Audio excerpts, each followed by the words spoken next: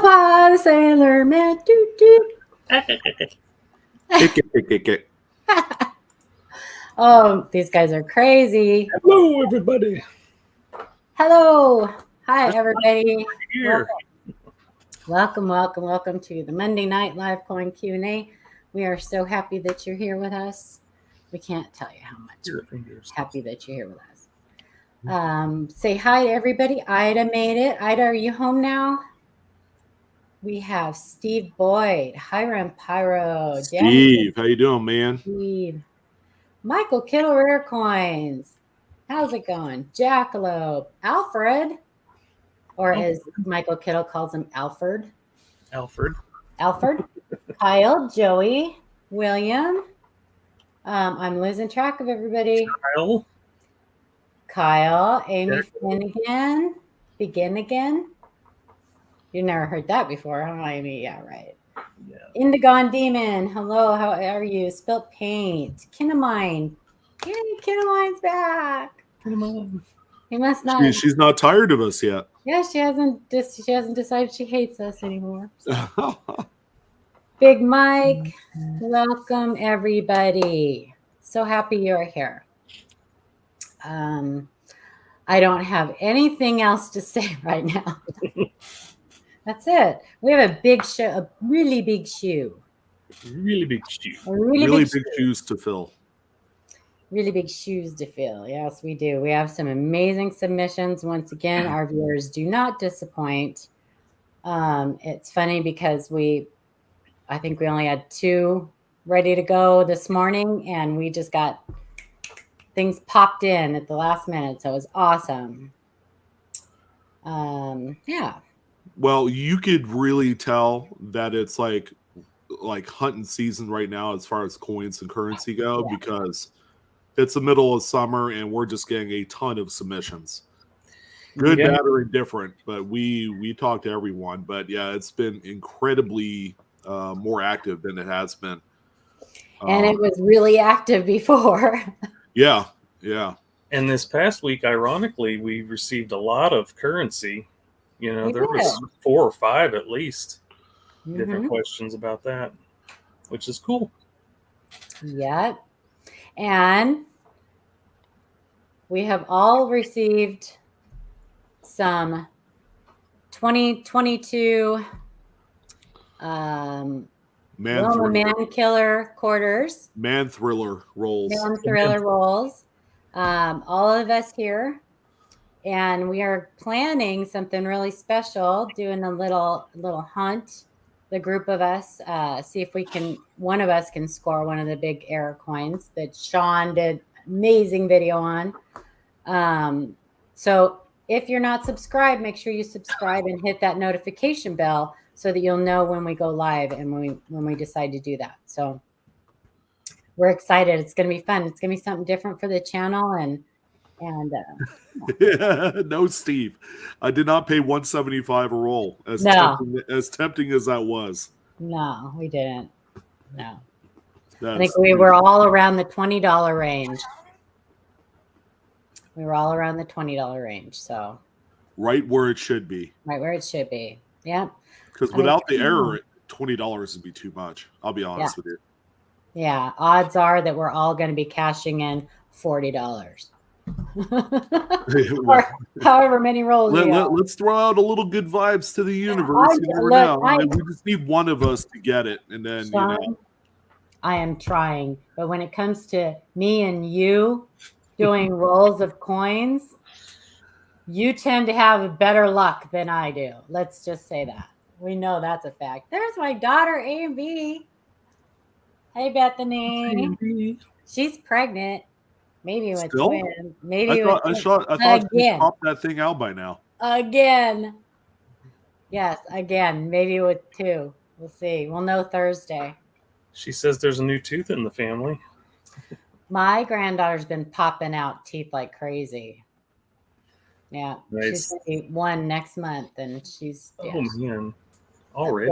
Poor baby's been they've been just popping out one right after the other. So get it over with, though, I say. Papa Georgia, what's up? William, Eric. Hello, Eric. I think it's Eric, A-R-I-K. Is that Eric Murray? Is that Eric? Come on, Sean, you're the name guy. Eric. I wasn't paying attention. I was sharing the stream to my community page. Yay! Oh, that makes me happy. Okay, you're forgiven. Yeah, so we have some great coins. If you guys have any questions in the chat, please do the little @ symbol and put @livecoinQ&A. Just tag us in your question, and we will try to pull your question out of chat into the private chat and try to get to them after we're done or between coins. It's really, really tough for us to keep up with chat. So we do have moderators in chat that are really great at answering questions. I'm sure more of them will come along as we get going. So yeah. So anybody else have any exciting announcements? No. Yeah. Oh, giveaway. Adam. Oh, giveaway tonight. Yes, and we are having a giveaway tonight. We are giving away one free ANA sponsored gold membership tonight, and that will be towards the end of the stream. So stick around. Even if you already have an ANA membership, you can gift it to somebody. So Adam, I'm sure, has already thought of the question, maybe. I'll figure it out. He'll figure it out. That's, us. So anyway, yeah, so we have a tough time sometimes keeping up with chat. So the best way is to tag us. And on that note, I'm going to go ahead and go over a couple announcements, if that's okay with you guys, if you don't have any other announcements. Sure. No, fire away. All right. Today is July 18th, 2022, and you are on the Live Coin Q&A. Welcome. So we are huge fans and promoters of the ANA, the American Numismatic Association. It is our national coin club, and anybody who collects coins should be a member. And these, we made new slides. See that, you guys? You didn't know about that. But these are some of the perks to being an ANA member. You get submission privileges with NGC, but it is not automatic. Just because you're an ANA member, you actually have to submit an application to NGC, and they'll approve you, but they'll assign you an NGC number once you do that. So, and you'll get pamphlets and stuff and information on how to do all of that.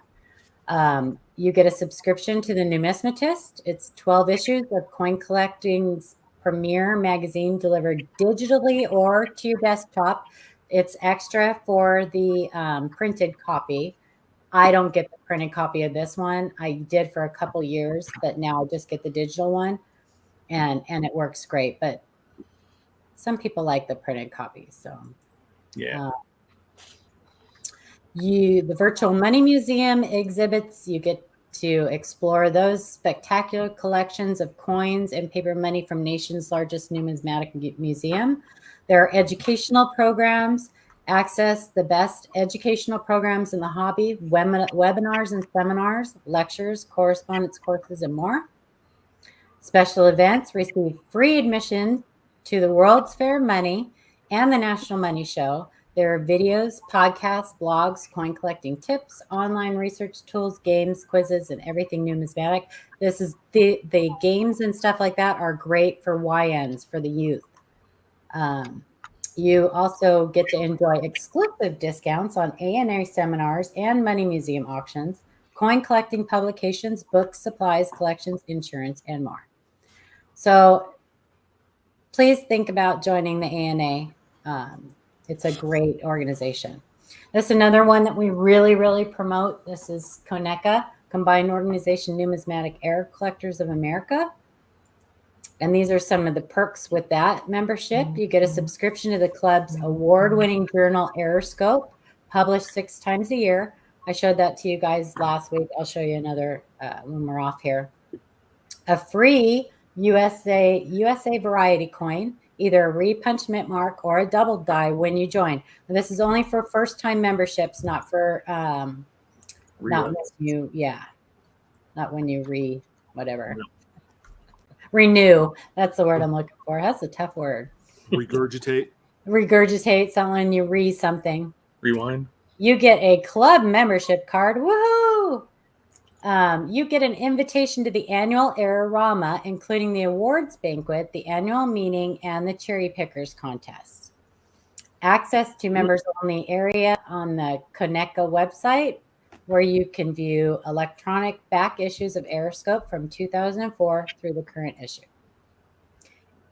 And last but not least, please think about joining our Facebook group.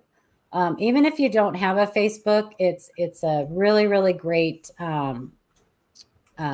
resource for you guys. We run a really tight ship there. It's not like a lot of the Facebook groups. We don't allow bullying. We don't allow anybody to, be rude.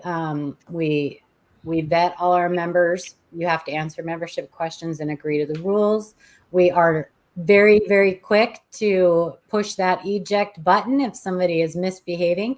We usually don't give second chances because it's right in the rules. We spell it out pretty clearly. We're very protective of our members, and you guys, we're very protective. So it's a great place as opposed to sending emails. You will get your questions answered really fast in our Facebook group. So, all right. Anybody have anything else to say before we look at our first coin? Sure. All right. Onward and upward. Go ahead, Shannon. Oh, yeah. This is the one that is he even in chat? Are you here, Archaeology Mike? I don't know. Just go with it. I know Alfred's been waiting for this one. Here is a strike through reverse Morgan that I cherry picked from Michael Kittle at the Long Beach show. I wanted to share and see what you think.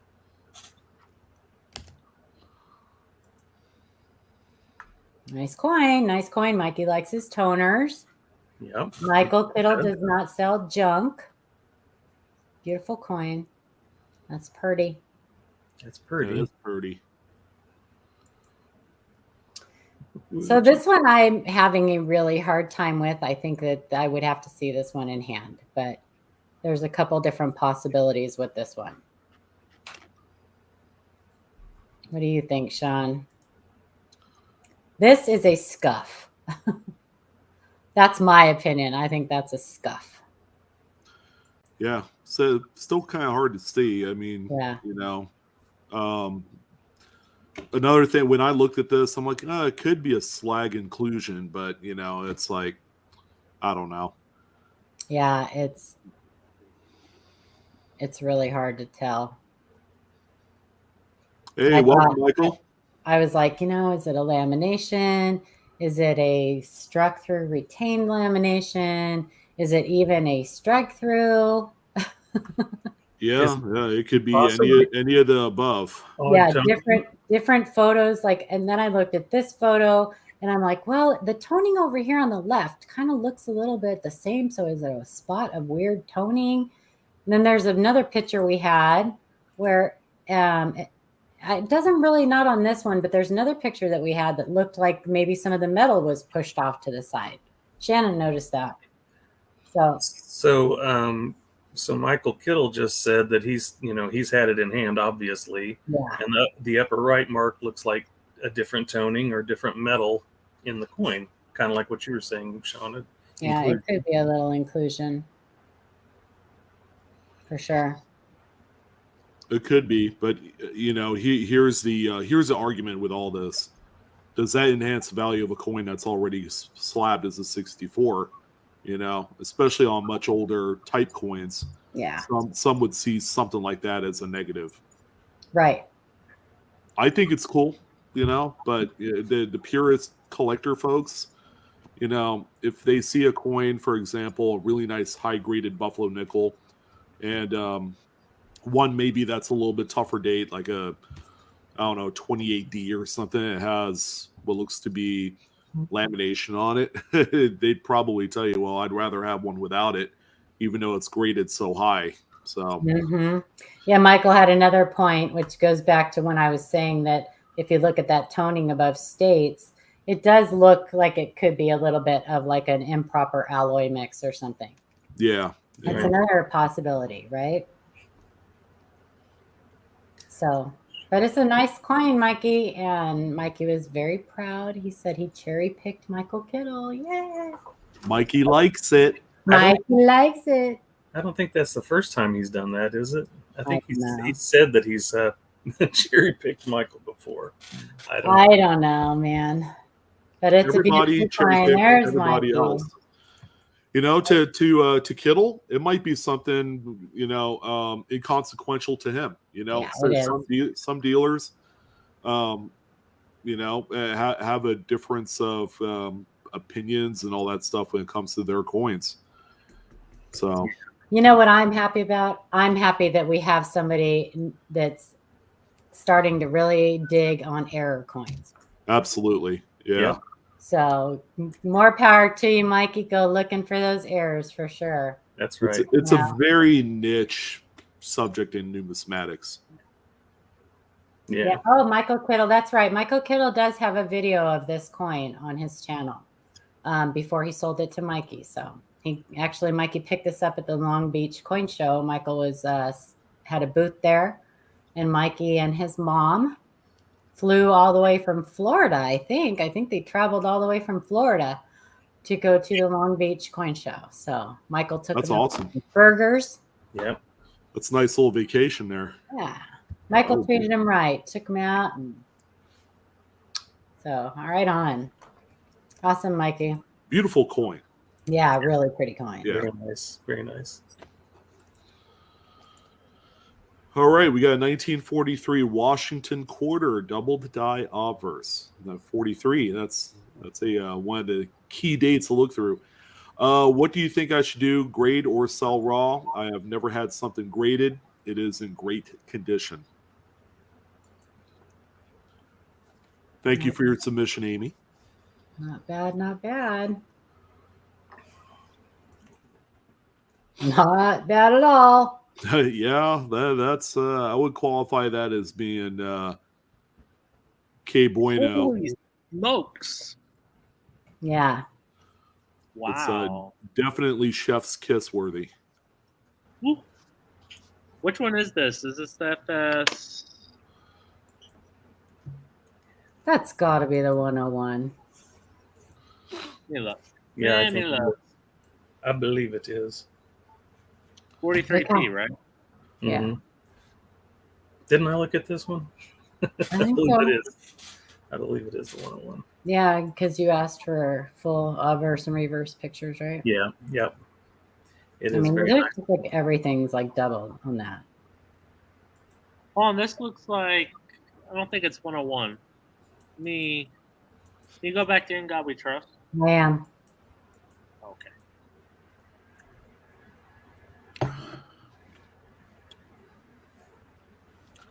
I think it's 43P where there's a couple different ones, right? Big ones. Yeah, I don't know. Oh, you know what? My apologies. Yes, this is 101. Yeah, thanks, Adam. What do you think the grade would be on this one? Not bad at all. Let's see Not bad at all. If it's uncirculated, it looks to me like a 64, 60, something like that. You think? It could be. The pictures are rather flat as far as lighting, but I could see. Yeah, I can't see the luster. I could see the rim luster there on the reverse. You know, like on that left wing there, and going into United. So, I mean, it's got luster. At the worst, it would be an AU58, right? So, if it's mint state, it's very valuable. oh, I can imagine. Yeah. 64 is $1,500. 65 is $3,000. It's very nice. Very nice for There's sure. a rim ding. I do see that. You're right. Archaeology. Yep. Yeah, that's what I said. The worst thing on it I see is a little rim ding. Rim ding, a ding ding. Rim ding ding. I could overlook that. Right? I could overlook that. The doubling will practically make you blind almost. Yeah. Yeah, that's a lot, huh, Nick? Yeah, not too shabby for a quarter. It's pretty good when the condition is good enough where you could see the actual splits. of the letters on there, and not just the notching. Like Yeah, say, see the letter U? Like you could see that defined line, that vertical line right there. That is a fatty. Yeah, congratulations. That's a beautiful coin. It sure is. This is the type of coin that you dream of cherry picking. Yeah. Yeah, out of like dealer stock that weren't paying attention. We do foreign coins, Justin. We do foreign coins. Sorry, Adam. No, you're fine. We do. We usually will have to do a little bit more research on world coins, but we know lots of people that can help us answer questions. So this is the type of coin I would say, Amy, send it off to whoever, NGC, PCGS, and let us know what the results are. It's worth sending out. That's my opinion. In my honest opinion, if you join the AMA, you don't have to have a membership to NGC to submit to them. So true that. I probably will send it to PCGS. And if you can get the answer, yes. No, I was going to say, if you can get the answer to the question right tonight, you could win a free membership to the AMA. True that. And there you go. I like NGC. I'm either way, PCGS, NGC, but resale value, most of the time, PCGS does better. People just like their holders better. They like their labels better. They trust them more. So, is that true, Adam? Is there a lot of trust with PCGS these days? They don't know any better. NGC's been screwing up on varieties big time, and I doubt they would miss this one, but you never know. So I would send it to PCGS at this moment. It seems like PCGS, yes, it's going to take longer, but they have their crap together. Seems like. Just my opinion. Yeah, like what was talked about, the secondary market is so much higher for a PCGS graded example. Correct.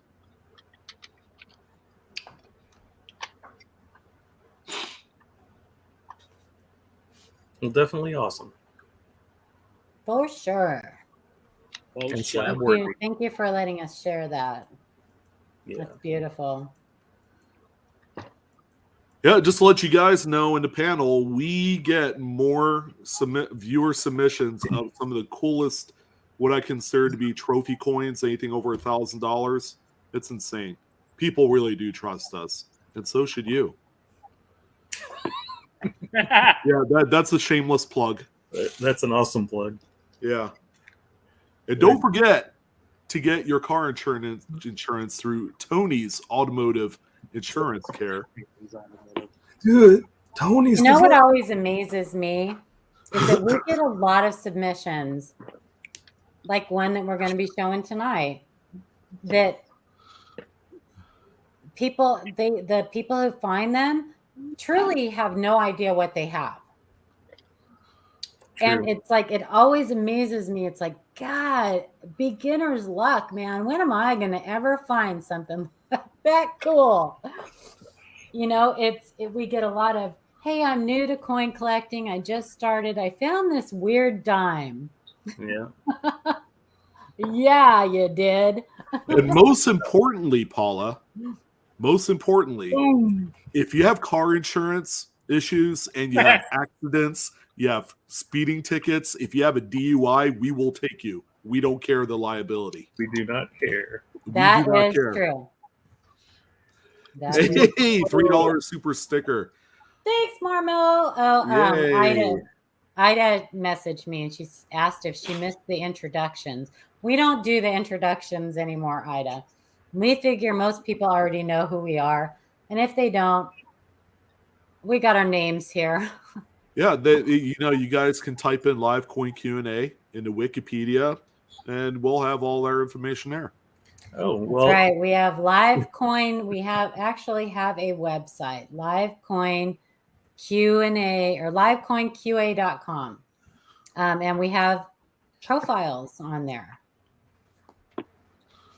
I know. We have profiles. It just takes up a lot of time, Ida. We used to do it when we didn't get so many submissions, but our show's full now all the time. So we just don't have a whole lot of time to go through that. So if you guys want to know about it, of course, our profile, my profile is pretty old on there. Things have changed. I need to update it. Are you still a Libra? I don't think I put. Yeah.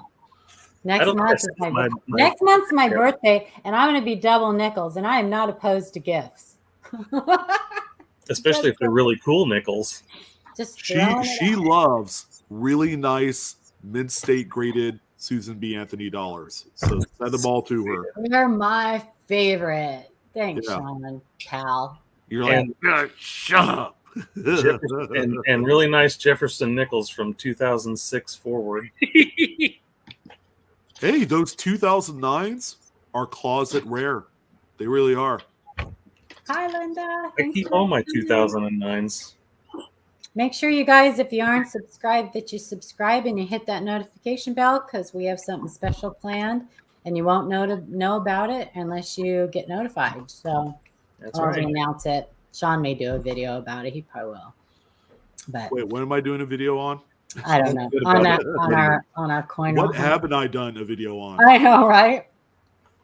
Yeah, I'm getting exhausted. I might just retire. No, you won't. No, you won't. Breaking news on the live. Breaking news. Please don't. Didn't you tell us that back in April? What? All right. Original ATOG coins. Attached are 5 coins. Sorry for the amount. The first 4 coins I sent to Wexler. The last one is the one I got back from Wexler as the new WDDR002. Coins 1 and 2 are both 2021s with what looks like doubling under the arm. Coin 2 is very minor. Coin 3 is a 2022. We don't usually do multiple coins in one single email. This time, I guess we made an exception. Coin 3 is a 2022 Maya Angelou with a small portion of earring. Coin 4 is a minor one on a Ronald Reagan presidential dollar. I sent these to Wexler after uploading to Koneca forums and being told they were too minor to list. I should hopefully be getting these back in the next week or so, so I will let you know. I have a video put together. I think I'll be releasing Friday with all these details, and we'll do one when I get the package back. So, coin number 1, Washington crossing the Delaware. I would probably call that too minor to list, but they're listing them. I believe they are listing them. They are listing that under the swollen cuff. The funny thing to me is what they deem to be too minor to list, right? Because there are some that come back that they say are too minor to list, and then others that they will list that I'm like, where is it? What are you talking about? So please put an arrow where we can see what's going on. Right there. No, I don't mean this one. I mean that's another one. But he does do a good job. Yeah, does a good job. Yeah. And it is. But then again, you have to look at it, through the eyes of the collector. They've done all the searching. They get excited. They find this new find, even if it's minor. Yeah. Does it warrant listing? Yeah, maybe they should all be listed. If they are deemed as true double dies, maybe they should all be listed. I don't know. Well, I mean, there's some coins that have hundreds of double dies on them, and they're so small. This is absolutely 100% a double die. Yep. But isn't that too minor? I don't think so. But here's going to be my question. I think he said he sent this, so I would like to know. Is this the same one as the other one? Just it kind of does. Has it been polished? Maybe like, was there some dye polishing going on, or? I don't know. I mean, that little gouge or whatever that is. I mean, if it is a gouge, I think personally it's probably a DDR. I think it is. Yeah, yeah. And I think you're right, Sean. I think they did. One of them, Wexler, I think, came back and said it wasn't, but it is. It was Wexler, and then Weil said, "Yep, Yeah. seal of approval." So Yeah. BDDR #1 Yeah. is when it ended up. Sorry, that's my dogs, guys. They're just excited for nothing at all. And this is cool because there aren't a lot of these. And it's just a teeny tiny little nubbin. Dang, that's small. I know. It is small. It is. Yeah. But on these, you kind of got to take what you can get, right? I mean, that's really picking the fly poop out of the pepper right there. But yeah, Shay found a couple of those, he said. Showed us a couple of them. They're pretty tiny, but Great analogy, And by the way. this is his letter back from Wexler. Yeah. And doesn't it say on there that the one that is number 2. Yeah, number 2. or number 2? Yeah. So we are looking forward to getting the So that one's a little the new bigger. listing right there on the. That's the new listing, yeah. Mm-hmm.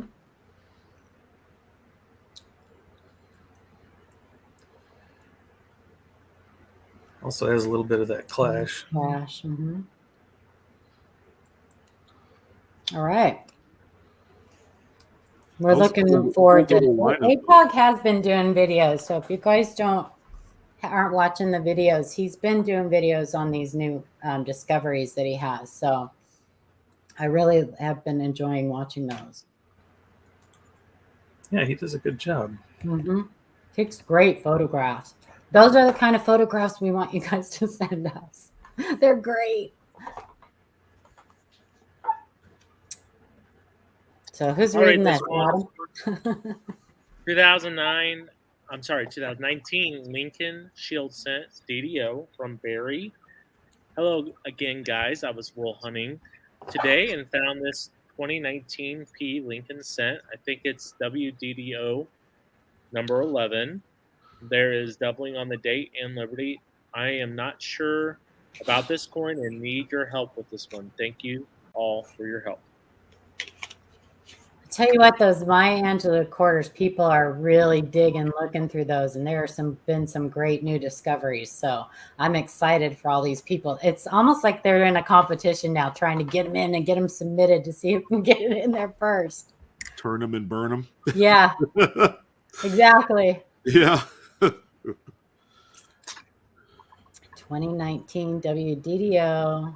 I bought one of these. This is a nice one. Oh, It is yes. a nice one. That date is mojo thick on there. Bubble, bubble, bubble. Nice and fatty right there too. Yeah. Big and bubbly. Yep. Look at that cat's eye on the 0. That looks nice. Yeah, that's awesome. It's like it's J-Lo thick level. It is. You know what's funny is that the 9 is usually normally fat on these anyway. The rest of the date has caught up to it. Remember when these first came out, everybody thought they had a double dye because that 9 was so big? Yeah, it was big to begin with. Yeah. But yeah, that cat's eye 0, that's where it's at right there. Mm-hmm. That's amazing. Yeah, I just had to throw a J-Lo pun in there because she just got married. I'm married. Congratulations. Congrats. Jennifer is back, baby. It's Benifer. Yeah, 2.0. Let's see how long this one lasts. You know Anybody they got got the over and under on this? You know they went through the drive-through? They did? Where, in Vegas? Yeah, that's what me and Tupac are gonna do. Lord. No, The we're drive-through not. at Vegas.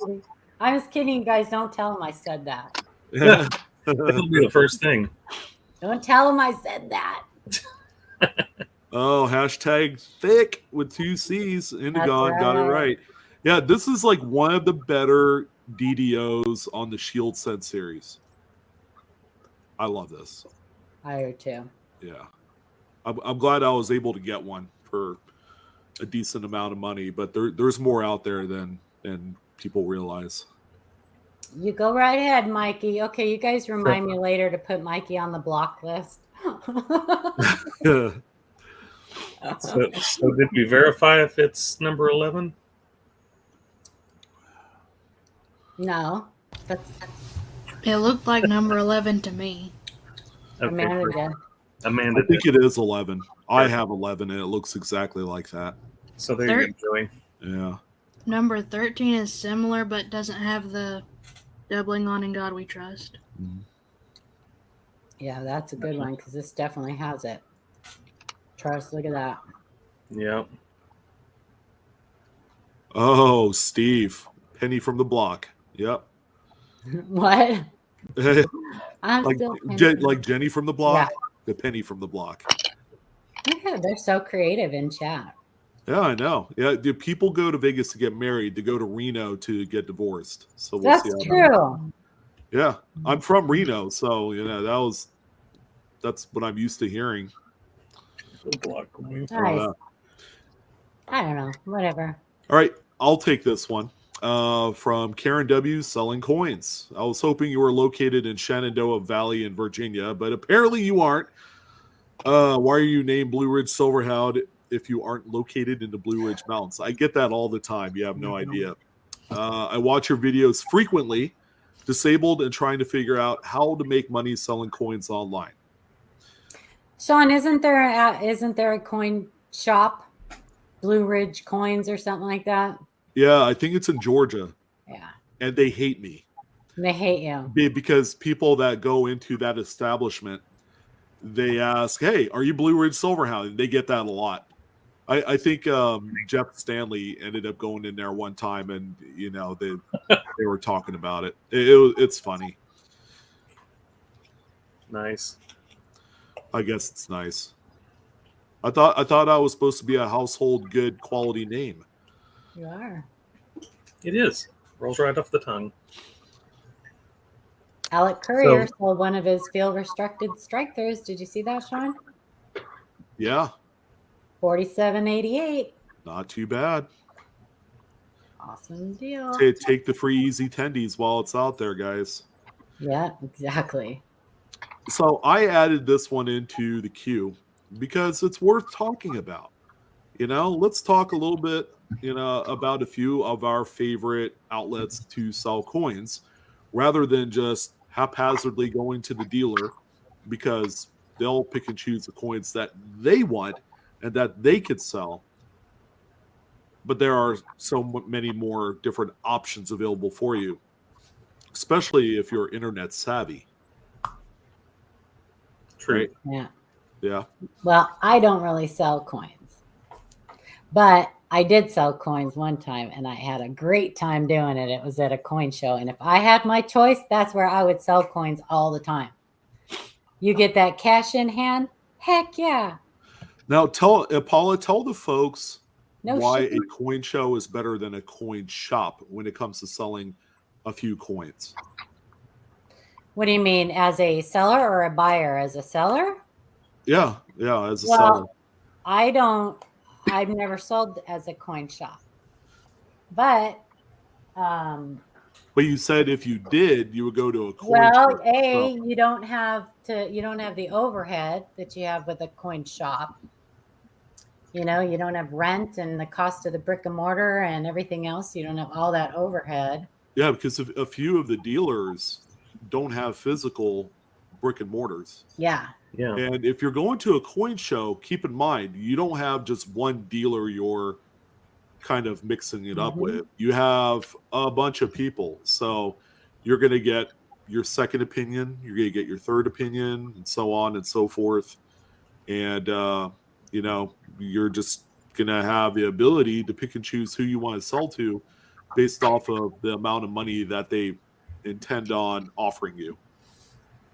Yeah, and I think there's a little bit more wiggle room for bargaining bargaining, with somebody at a coin show, because they don't have that overhead cost and everything else.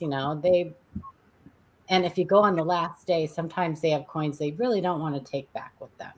You just want to get rid of them. So Yeah, I had creamy one. Yeah, listen in, because you could do actually pretty well selling ungraded material, but it depends on what it is.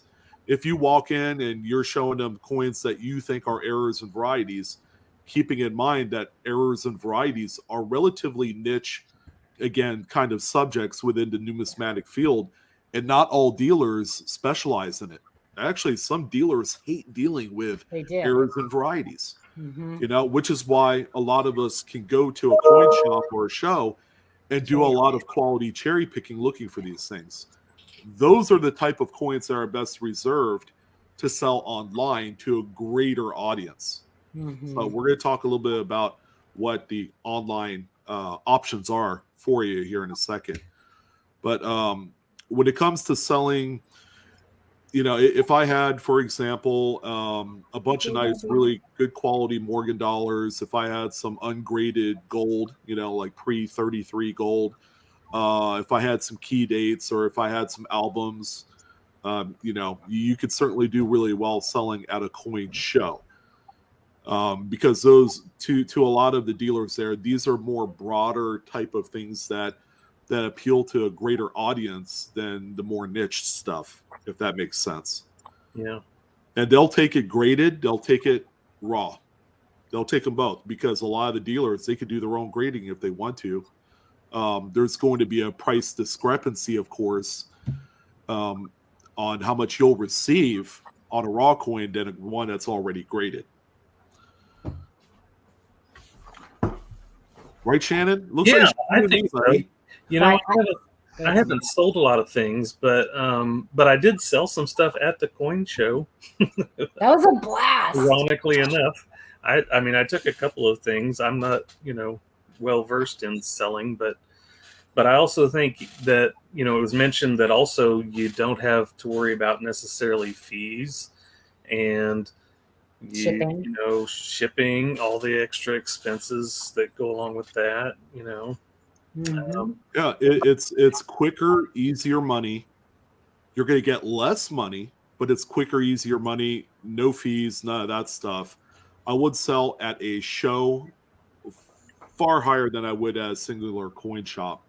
Right. I'm reading comments and everybody's like, well, my shop won't take these.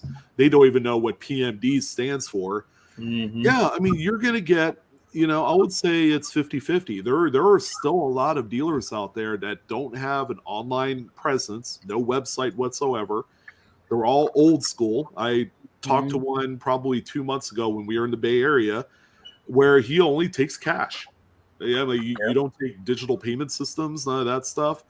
And I felt like he would have gotten more money from me if he would have been able to, you know, take even a credit card swiper. But yeah, there's a lot of old school people out there that just aren't interested in you know, joining us in the 21st century, unfortunately. So we're kind of in a funny transitional point in e-commerce right now, because again, you know, Karen here, who had submitted this question, disabled, probably a little bit older. I'm just assuming that it may not be the case, but you know, there are folks that aren't particularly internet savvy.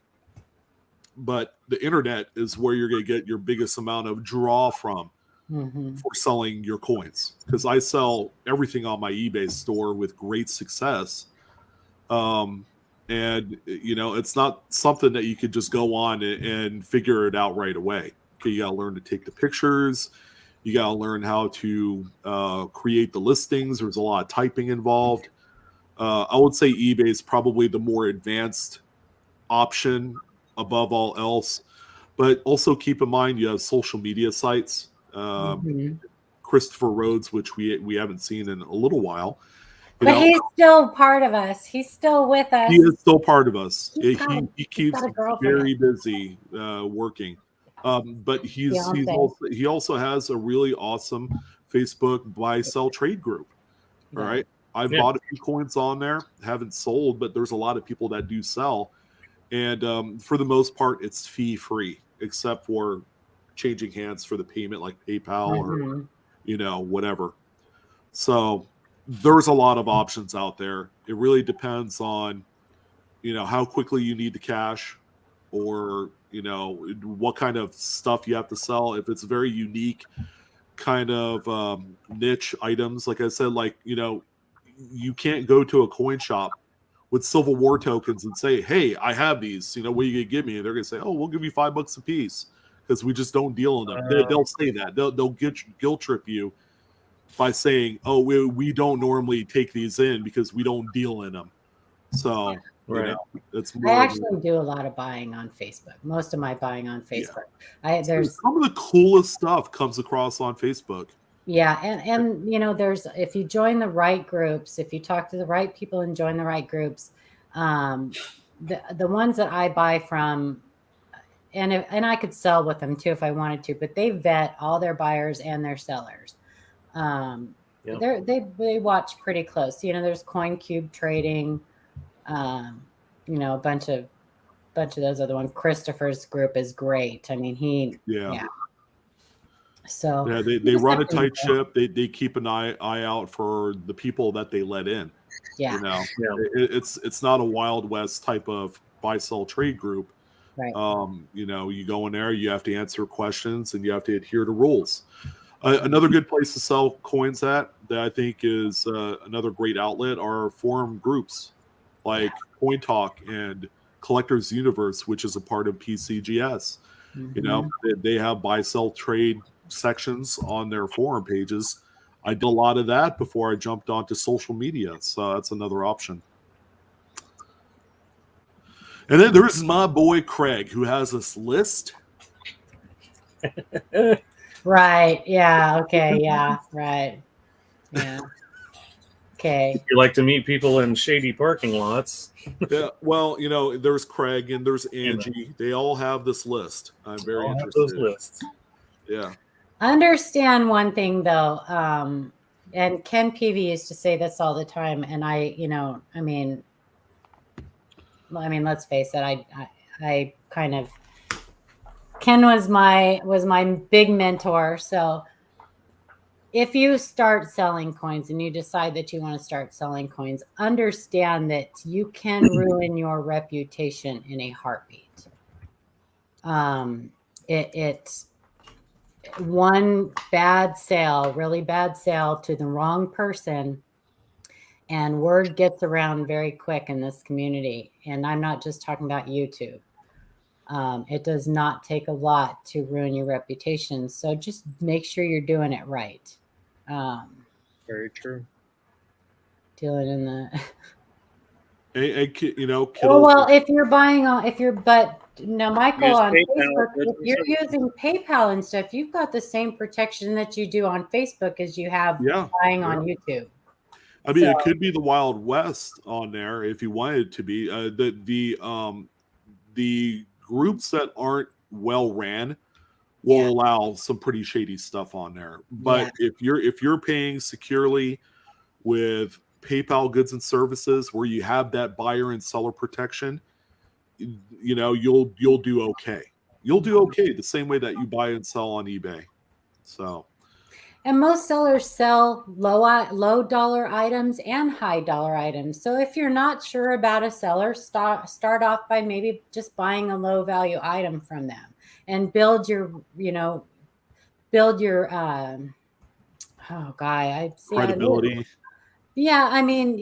Build a relationship with them, and I buy from very few people. There are maybe a handful of people who I buy from. There's probably one person on YouTube I buy from. But I'm not saying there aren't good people on YouTube, because there are good people and there are good auctions on YouTube too. I'm just not much into competition. I'm cheap and I want to get something as cheap as I can get it. So I don't want to be bidding up against a bunch of other people. I just don't. Don't we all? Isn't that get it for less than you could make for it? That's the way dealers do it. That's the way everyone wants to do it. There's a lot of sketchy auctions too. There's always the good and the bad. You just have to be smart. Do your homework, man. Knowledge is key. Knowledge is key. Yeah, and there could be people that are, shell bidding. What do you call it? Shell bidding. Shell. So SCHI. shill. Yes. So you've got, who knows? But that could be anywhere. That could, it could happen anywhere. That's why we're here. We're here to teach you guys. Because trust me, if we don't know the answer, we're going to find it for you. But we're here to teach you guys. We want you to become good collectors all around. Buyers, sellers, whatever you decide, however you decide to take this hobby. It's yours to do with what you want, but we want to help you do it the right way. Yeah. Is there a right way? I mean, I know dealers get a bad rap because people feel like that they're not offering enough. But if you drill down all of the things that you're kind of superseding in this case, no fees, you get your money now. It's like once you sell these, you don't have to worry about returns and all that crap. Exactly. It's like that's the price you pay for going to a dealer. But you got to understand that they will take stuff that's easiest for them to move right away. PMs, big fat Morgan dollars, all sorts of other silver, key date coins, that stuff. Easy to flip stuff. So, me personally, I have a bunch of different ways that I could sell and buy my coins. But there are certain methods I use to sell this specific type of coin, and I use this one here to sell this specific type of coin. I utilize the whole gamut of various e-commerce sites or social media pages to sell what I want and when I choose to. So, but that's again, that's a much more advanced way of reselling than just saying I have this collection, I need to sell it. Where you want a one and done kind of solution, which is out there. But understand that you're going to get like 20% back of gray sheet or deeper, for your coins. And just understand that that's the price you pay.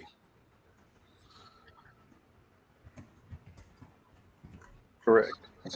The gray sheet is wholesale, by the way. In case you guys are wondering or not wondering. I don't know. I think this one's yours too, Sean. Oh yeah, this one's pretty cool. Now 6 in a row serial number. Normally, I wouldn't get too excited about. It's 7 in a row and up, but this one's on here for a very special reason. You guys will see. It's funny that Yvette had labeled this fancy serial number piece of currency as 6 in a row.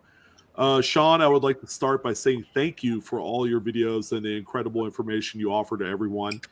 I have this bill that is not in the best and also not the worst condition, but has a very neat serial number. I was wondering where the best place to sell it would be. I am very new to this, and I'm not sure where to start. Oh my God, Steven. In the world. Thank you very much, Steven. I saw it on my peripheral vision as I'm sitting there reading this thing. I'm like, Steven's been a huge contributor. He's given us some amazing super chats. Steven, thank you so much.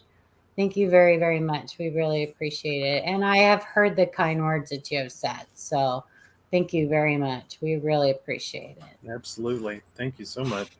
For sure. That's amazing. Oh, sorry. I got all. Oh, yeah. I'm like, oh, yeah. 6 in a row serial number. Oh, yeah. We have an email. Okay. So to kind of a twist, Yvette said this is a 6 in a row serial number, and it's true. But it's a better fancy serial number than just a 6 in a row. It's a low serial number. Yeah. That's as low as you can get. Yeah. I mean, I saw the title on the email. I'm like, oh, okay. Well, let's check this out. And I wasn't expecting this. Yeah, that's pretty stinking low. Yeah, that's awesome. That's a great find. Yeah, it's pretty low. Pretty low. I said the first thing is put it in a holder. Get a little flimsy plastic currency holder. They work really well. Yeah. Don't touch it. So what do you think this would be worth, Sean? I know it's like it's all full. It's been obviously been through circulation a little bit. There's circulation wear. The good news is that there's no tears or anything crazy. There's no like soiling stains for being in a wallet. That's not stained over on the right side. Is that just because it's darker over there? Yeah, it's just a shadow cast over that side because the note's kind of like bent up a little bit. Gotcha. But this is like $100 to $125 note in this condition.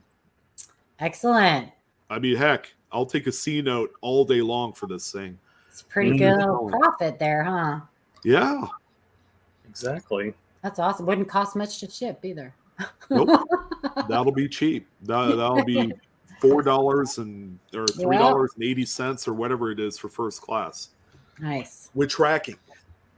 Gotta find someone whose favorite number is 26, right? Yeah, or a birthday or something like that. Or just hold on to it because the year 2026 is coming up. And that's gonna be actually a very desired number because of that.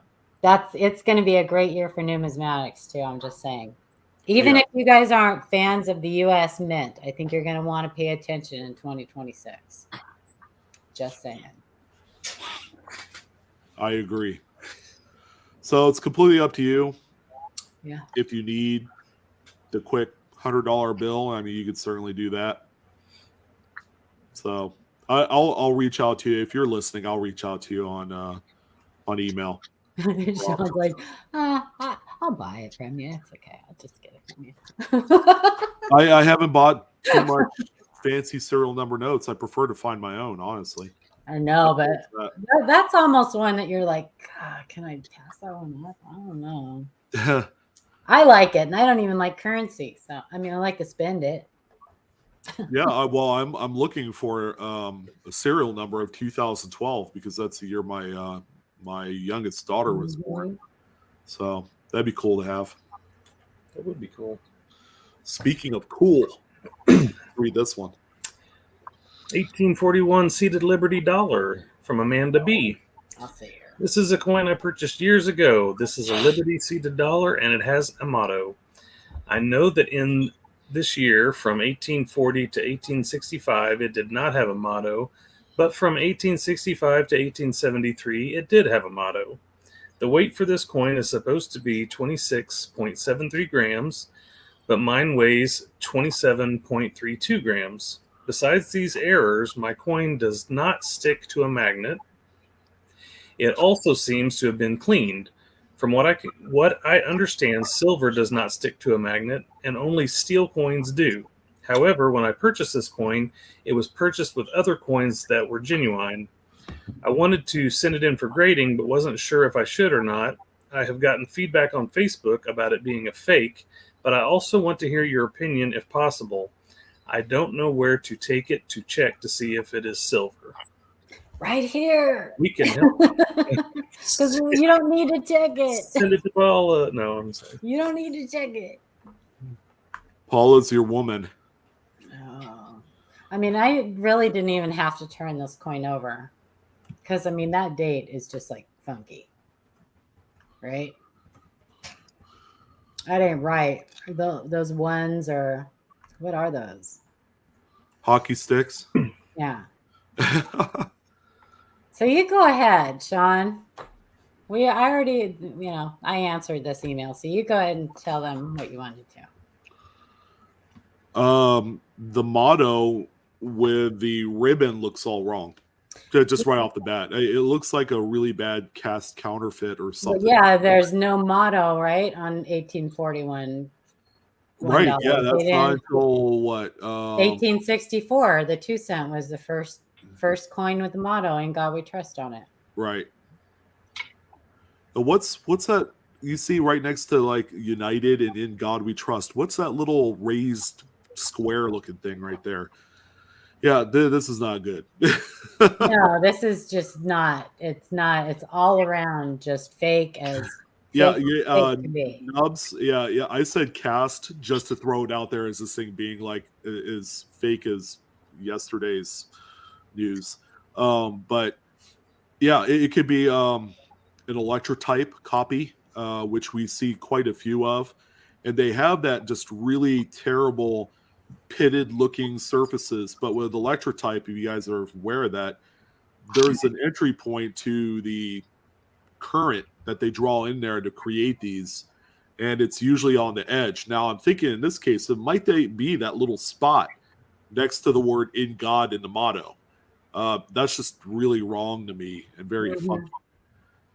But yeah, this is a Shanghai Mint piece here. So you guys, we showed you on, I think it was last week or one of the weeks we were on. It might have been the week before that or the show before that, where we showed you how to go on to PCGS Coinfax and look things up. Most of the time you can go on to PCGS Coinfax and pull up a genuine example and compare yours to that, and you will be able to see right off the bat that something ain't right. This one, before I even flipped it over, I went and I'm like, okay, well, that date does not look right. So I pulled up PCGS Coinfax and I'm like, that is not even close to being right.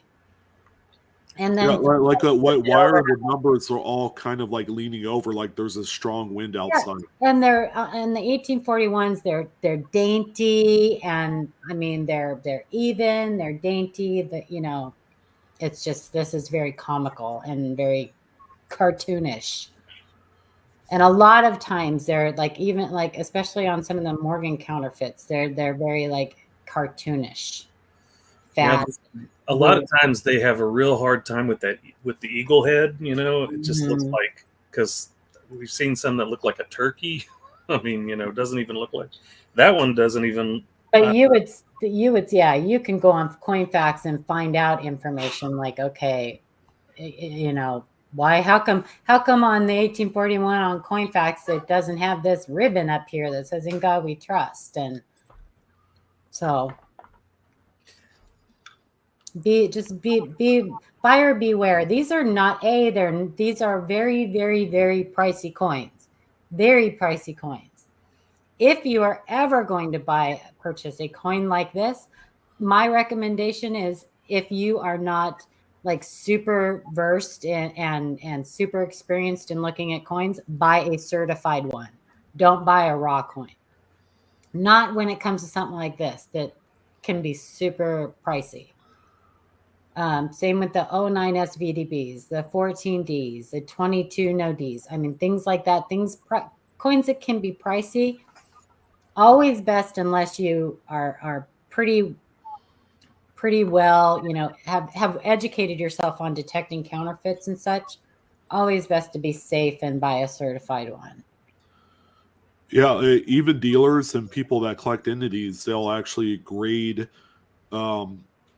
cleaned, damaged coins as well, because even those details type of grades on even the most, I guess, generic date of the Seated Liberty Dollar Series is still $250 and up. So it still carries a lot of value, even though the coin may look like garbage. So that's terrible. That's terrible. It's terrible, but I appreciate her for sharing that with us and letting us use that as an example. Thank you very much. And she was very gracious too. I mean, she was very, grateful. And it's not even silver. It's like some sort of, I guess, probably pot metal or something to that effect. Like a pewter. It looked like a pewter or something. Yeah, it says some garbage. Mm-hmm. Sometimes we get emails from people and we tell them bad news and they don't always take it the best. So when we get people like her, who she was very grateful and polite, and we appreciate that. Yeah. I'll read this since I don't think I've read one yet. From Patrick G. Hello, Sean. Hello, not Sean. I'd like to know. I'd like to know how detrimental are microscopic carbon spots in grading. I have a number of these 1958 coins that came out of BU roll. All of them look great at 14 times, 14x, but at a higher magnification, you can see a spot here and there. If it weren't for the spots and basing it on PCGS Photograde, I'm looking at possibly MS67 or higher. I wish they were flawless, but at 14 times, the spots are virtually not there. But unfortunately, they are. I plan on sending you some sample pictures, hopefully in the near future. I'm using digital microscope that captures pictures. I am working to get a lighting issue resolved. Anyway, I just want to say thank you for all your hard work in putting together some great video content. If you have any info that can assist me, it would be appreciated. Well, I don't grade coins or send coins in to be graded. But if you're looking at something you can't see it, you can only see it at 14x, then they're probably pretty safe. Right. But I'll let Adam and Sean talk, or Adam and Sean talk more about that because they send more coins in to be graded. In theory, Adam sends more coins than all of us combined. And you do a lot of Lincoln cents, Adam. So, oh, quick PSA: Kittle has his 5,000 subscriber giveaway. All right. Yes, he does. No. Link is in there. Thank you for saying that. Yes, absolutely, Kittle. Yeah, share that out, Kittle. And that's a huge, amazing coin he's got right there. And he's going to be having an auction coming up soon. You guys make sure you're subscribed and click that bell.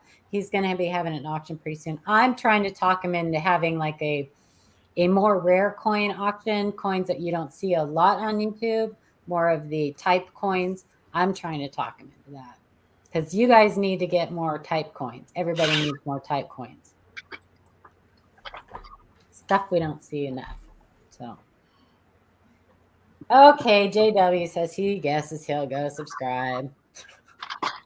I remember JW. He used to stream too. Okay, you guys talk about your grading. Adam? Bueller? We have photos? No, we have no photos.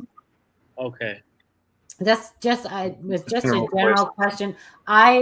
Basically on whether carbon spots and water spots and things like that will affect the grade. Yeah, because that detracts from the eye appeal of the coin. And sometimes if it's too much, where a grader might be like, okay, this coin, they just see too many of the spots, carbon spots, water spots, whatever, then they're not going to give it a good grade, unfortunately. It's very, they're pretty strict on that.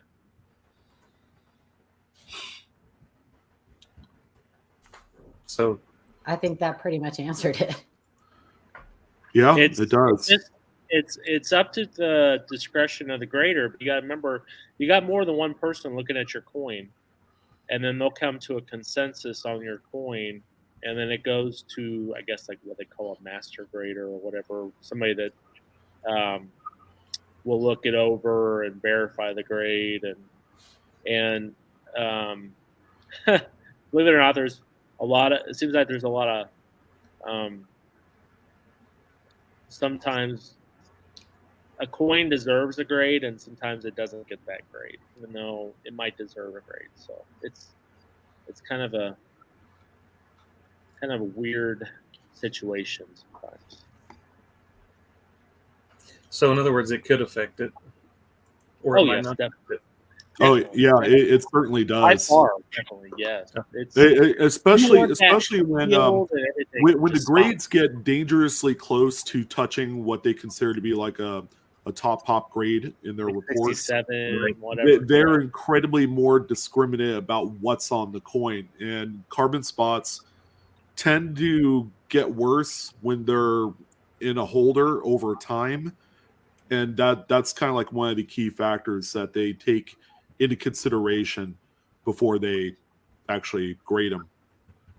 So cool. Definitely. All right, we got the 1922 No D Lincoln cent. All right, so this coin has been the topic of a hot debate, and we're going to actually... I'm bowing out on this one. Yeah, we're actually going to leverage the help of the folks in chat. All right, we're going to see what you guys think about this one. What do you think? I know it's not in the greatest shape, but I was wondering if it has any value. I'm glad Kittle's here. Kittle might be able to put some. Yeah, I'm sure Kittle's seen a few of these in his lifetime. Right. I mean, owned a few of them in his lifetime. Probably. So he is probably wondering if it's a 22 No D. Definitely, maybe. First thing I noticed that is the missing section on that vest there. You think it could have been polished away, maybe? I don't know. It's hard to say. When the coins become this low a grade, I guess all things are on the table, right? Yeah. Is that the only ones we have? Oh, no. So there's the reverse.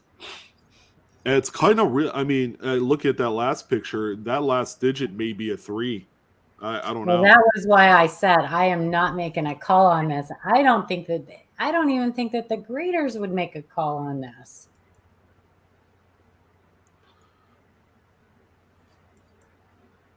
I don't think there's enough there, to be honest. I don't think there's enough there. They probably would not give it. They might even send it back to you and say they can't body bag it. Determine I think it's a dug coin. I think it was in the ground or something. Yeah, it's got environmental damage from what I could see. Either it's in the ground or chemical wise. You have this really even amount of. I'm not going to say wear. I don't think wear is the word to describe what I'm seeing. The coin was just eaten alive for a number of years.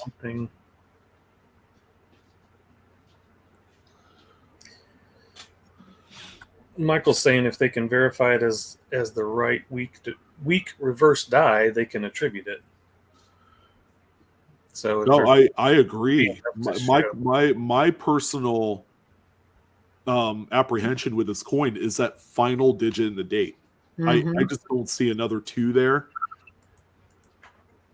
No, and I thought on the strong reverse it had the last 2 was weak. I thought on the weak reverse the first 2 was weak, and on the strong reverse the second 2 was weak. I may have that completely flipped around, but I thought that on the strong reverse, that last 2 was weak. And this one, the last 2 is definitely weak. So shouldn't it be paired with the strong reverse? And like I said, I may have that completely backwards. Well, he did say earlier that he's, I think he said he sent it to CoinOp, and he told him that it was the 22 No D. Well, there you go then. You got your answer. Potentially.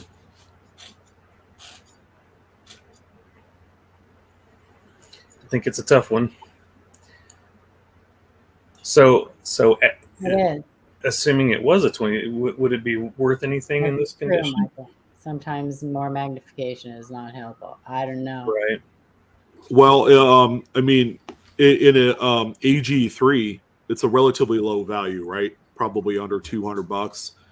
Yeah. And most Lincoln cent collectors don't want a coin looking like this. No, and this is especially for one of the top key dates of the series. Even if they would assign a legit plain 22 in a graded holder, you're gonna have a heck of a time trying to sell this thing. Yeah. Right. Cool. Yeah, because it's not gonna straight grade. There's no I knew a vast majority of you would agree with us. Yeah, that last digit could be a 7. Yeah, that's awesome. I mean, I have seen a lot of wheat cents that had reverses that looked like that. So, and they weren't 22 No Ds. But yeah, 25S is notorious for that weak reverse strike. that's just not a coin that I would even like guess on, because if I'm wrong, that could cost somebody money, and I'm not willing to do that. I think if this person has any, I think if they think it is what they think it is, and somebody else coin op told them, then they should send it and have it examined and verified. But could you imagine owning that coin and deciding to send it off to, at the very least, Annex, and it comes back like a fair or AG details environmental damage? That is not an attractive coin to have in your possession. Period. No, but if you have a book and you need one, that it's better than a hole in your book. Yeah. I mean, you could use it as a placeholder. Yeah, it's better than a hole in your book, that's for sure. Yeah. Paul said it too. It fills an empty hole. Yeah. Yeah, I wouldn't. Yeah, I just don't think there's enough there, in my opinion, to grade it. I think it's, I don't know. I mean, I know people know, and they look at these things all the time, and maybe there are people that can look at a photograph and be able to tell. I can't, and I'm not going to even try. I had what I think is a 14D, but the 4 is like so much, it's just completely obliterated, but it looks to me like a 14. But more likely, they're going to send it back to me and not grade it because they can't verify that it's that great that date. Yeah. So. Michael said it's probably worth $40 or so in that grade. He'd pay $25 for it if it came to my table at the show. Yeah. And it may look totally different in hand, so I'm not, whatever. Anyway, moving on. That was a good discussion, though. Yeah. But yeah, ain't no way I'm going to make a call on something like that. Not when there's even if there's only $40 at stake, I'm not making a call on something like that.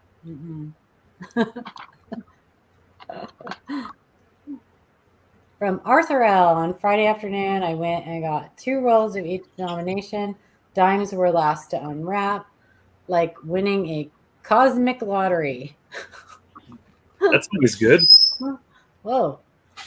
2 rolls of just Mercury and Roosevelt silver dimes, no copper. Saturday morning began with that nagging inside voice, go back to the bank now. Okay. I get that a lot. Same teller by fluke, Kismet, Cosmic Cash Register, got 2 rolls of quarters and 4 rolls of dimes. Driving the 6 miles home, I had to peek. No way. First roll, Mercury Ender. Second, third, and fourth, the same. For me, now shock, I got a miracle. This never happened to me, never ever. Yeah, a dump, a burglary, a coin collector type. Family had no clue. I don't know. What is definite, I got a cosmic cash register, a miracle twice, bang, bang, boomage. Arthur's very colorful in his emails. Nice score. Wow. Yeah, that looks like someone cashed in their grandma's collection at the gas station or something.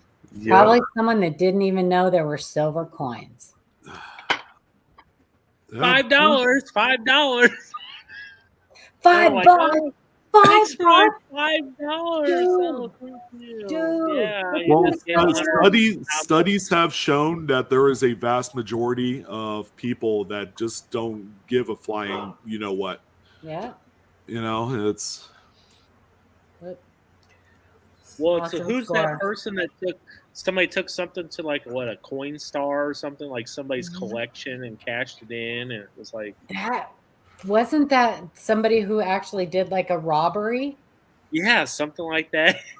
Yeah, they robbed a home or something. and then it went to a coin star to cash it all in, and it was like there was gold eagles in there, silver eagles. There was all sorts of weird stuff that won't go through the machine normally, right? So yeah, it was weird. It was crazy. People are so stupid. Yeah, but super duper find. Thank you That's an for amazing saving it from certain doom, because And I'd be going through each one of those trying to find varieties for sure. Yeah, I hope Chantal is here. Chantal, go ahead. Sorry, go ahead. Talk. Sorry. No, I was going to say, thankfully, those silver coins don't end up in the hands of a crackhead. So I know, right? I'm all excited. Chantal, are you here, Chantal? Oh, I hope she's here. I hope so too. This thing is awesome. This is our feature coin. So who wants to do it? This is our feature coin. I don't care. All right. Super rare coin. Thoughts from Chantal. Hey, Sean, or anyone else.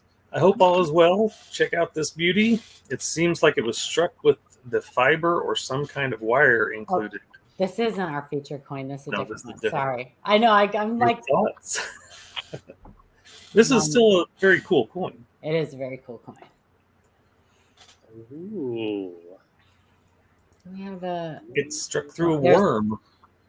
Struck through string? I think that's. I think that's the closest we can get. Man, I really wish we could zoom in on that demarcation, but we can't. So if you guys see down there by the chin, not on the outside of that anomaly, but on the inside of the anomaly, there's like a darker line there.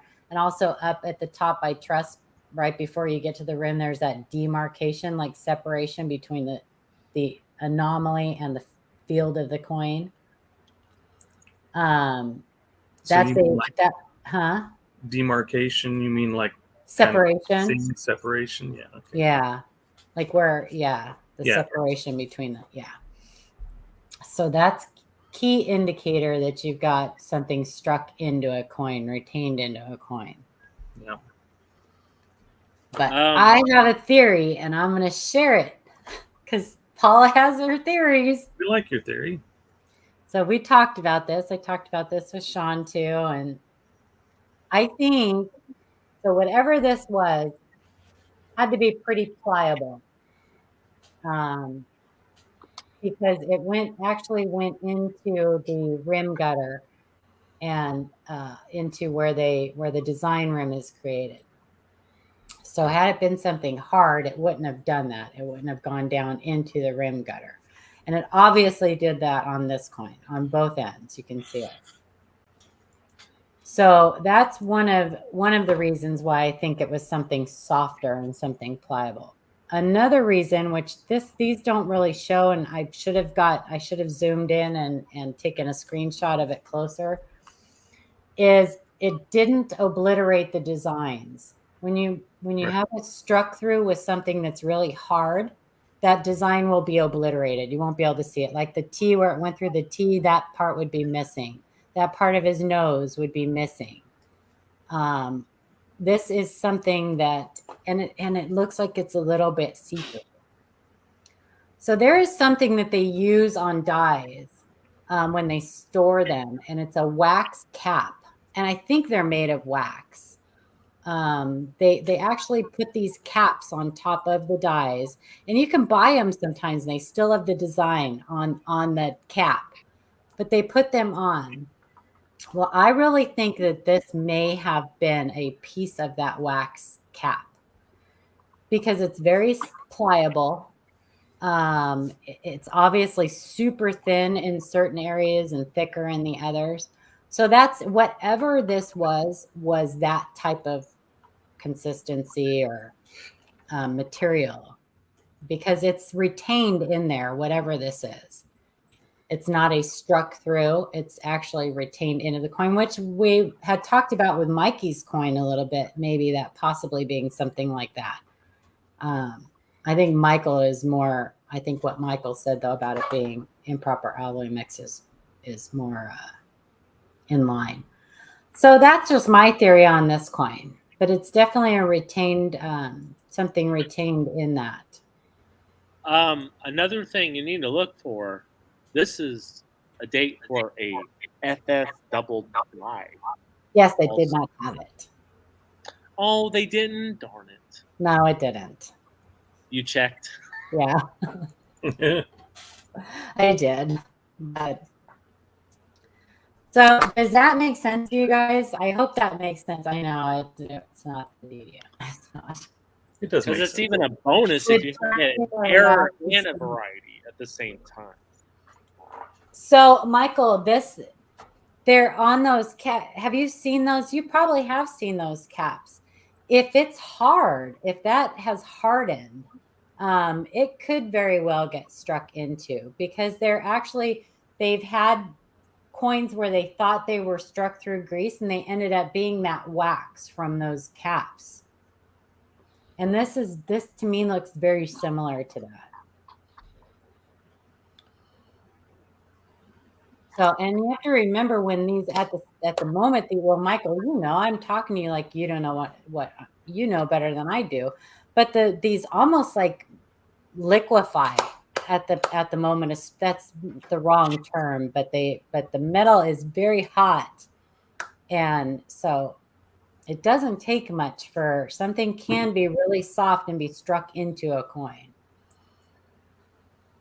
Well, and when you look at, if you look at like where it lays over the IN and in God we trust, there's just no, it doesn't really take away that device at all. No, it's almost right on the surface, except for in those two areas, like right there at the chin and up there towards trust, where I think it was thicker and where you can see some demarcation there. Right. If it didn't have that, I would have looked at this and may have gone, that's like a stain. Right. Right. Because part of it looks like it could be, right. The part that doesn't take away any of the, Yeah, if it didn't have those demarcations there, that probably would have been what I would have said, oh, it's just a stain. But when I get in really close, you can see it a lot better. No, it's not wire, Joey. It's definitely not wire, because that would have completely wiped out those devices where that lays. You wouldn't see any of that design because it would have been struck into the die. So no, there's no raised metal on either side. So like I said, except for where that demarcation is, that's the only areas up there and up there by the trust. Yeah.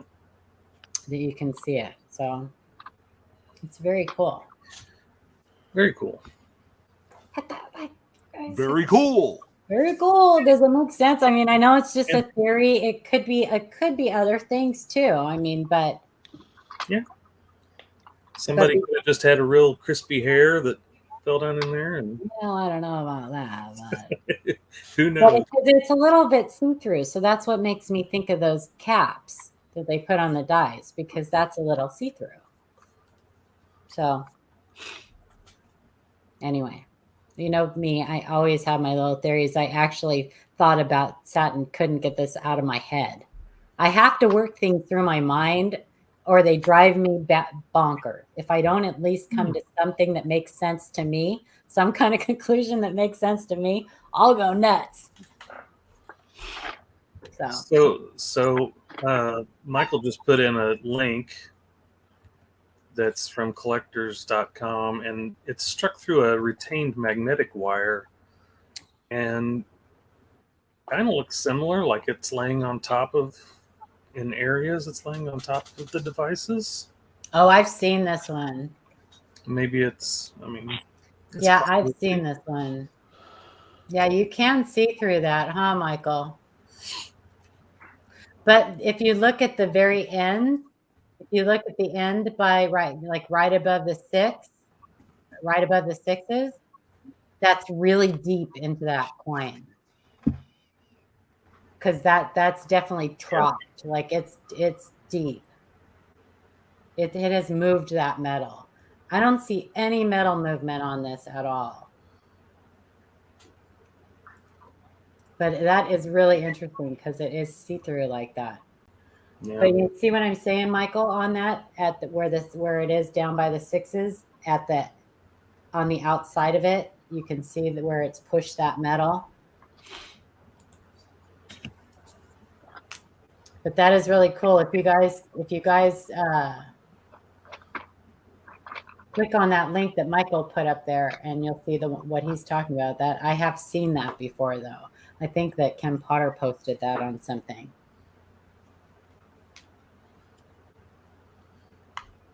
Yeah, that's what I'm thinking, Joey. Something like, because those caps that they put on the dies, I think they're wax. Michael knows, he said he's had them before. I think they are wax, but they're almost like a wax plastic type thing. So big chunk. Yeah, at the very end there's that big chunk. So, but I can't see down at I can't see past where that. I would love to see an edge shot by where it went into the rim gutter there by Trust. I would, because maybe that's pushed out too. Ooh, Mr. Marmello. Thank you, Marlo. New Zealand super chat. You want to read Anyway, it? this one is very cool. Oh my gosh, we're not even. I thought we were already. Okay, somebody go ahead. You want to read his super chat real fast? No. She's like, I won't read that super fast. There's a lot of like hashtags and whatnot in there. It's Marmello likes way too advanced for us old folks. I don't. Marmello likes to. Yeah. I'll try. It says hype. Hashtag Steven_University hype. Old school football. Hashtag shops rules. Go Sush. Go sus. Exclamation. Hashtag KKG and luck. Yarn. Exclamation for Blue Ridge and Hillbilly ice cream. Shaved ice Ice cream party and pickles for Paula Hart and muffin. What? Cupcake? Please do outro instead of intro. Meow, please. I don't know what that means. You heard it here first, folks. But you did very, very good reading it. Breaking news. Hi, Roseanne. Lurk. Okay, somebody read this. 2 coins, 4 errors from Brian E. Good evening, panel. The first coin in question appears to be a reverse strike-through on a Maya Angelou quarter. Plenty of the obverse strike-throughs have surfaced on the American Woman series. However, this is the first one I have seen on the reverse of Maya's design. The second coin, I believe, is a broad-struck off-center strike through on a Roosevelt dime. Thank you for your time.